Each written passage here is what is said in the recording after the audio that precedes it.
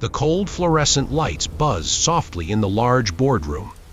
Outside, a dark storm gathered, casting heavy shadows. Elias stood rigidly at the front of the room. His simple, faded gray suit hung loosely on his shoulders. His pale hands held tightly onto the wooden podium, pouring his entire soul into the presentation playing behind him. Sitting powerfully in the center was Director Vance. His sharp black suit and silver watch caught the harsh light. "This is completely useless," Vance suddenly shouted. His deep, booming voice echoed violently, cutting right through Elias's soft words. Elias stopped completely. His heart began to race. The large room instantly fell into a heavy, suffocating, uncomfortable silence. The other 12 people shifted in their leather chairs, staring at their notepads. No one dared make eye contact. Vance leaned forward aggressively, slamming his heavy hand onto the polished table. The loud smack made Elias jump back. "A child could have built a better presentation. You are an absolute embarrassment." Vance laughed a cold, cruel laugh. Intense heat rushed into Elias's cheeks.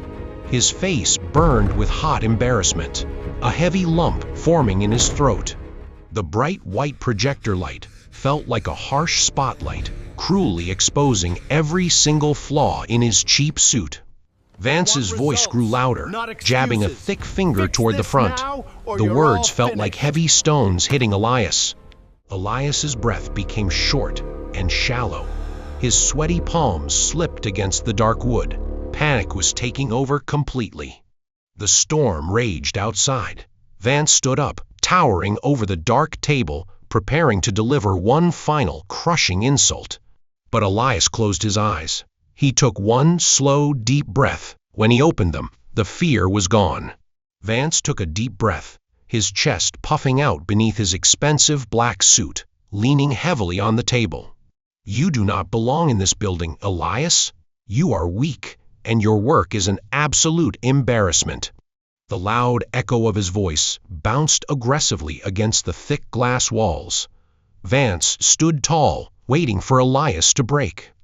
But Elias did not break. He did not move a single inch. Instead, a strange, heavy silence fell completely over the room. The only sound left in the world was the steady, rhythmic tapping of the cold rain against the tall windows outside. Elias just stood behind the wooden podium, his hands now resting lightly on the edges, completely relaxed and at peace. Vance's confident posture began to slip, his thick eyebrows pulled together in deep confusion, his mouth opening to shout again. Elias did not look at Vance's angry eyes. Instead, he slowly lowered his gaze, staring directly at Vance's shoes. The movement was so deliberate and calm that all 12 coworkers naturally followed his eyes, looking down in silence.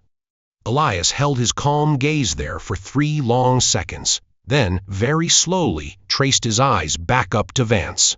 The harsh white light from the projector illuminated Elias's face. Slowly, the corner of his mouth lifted into a smirk.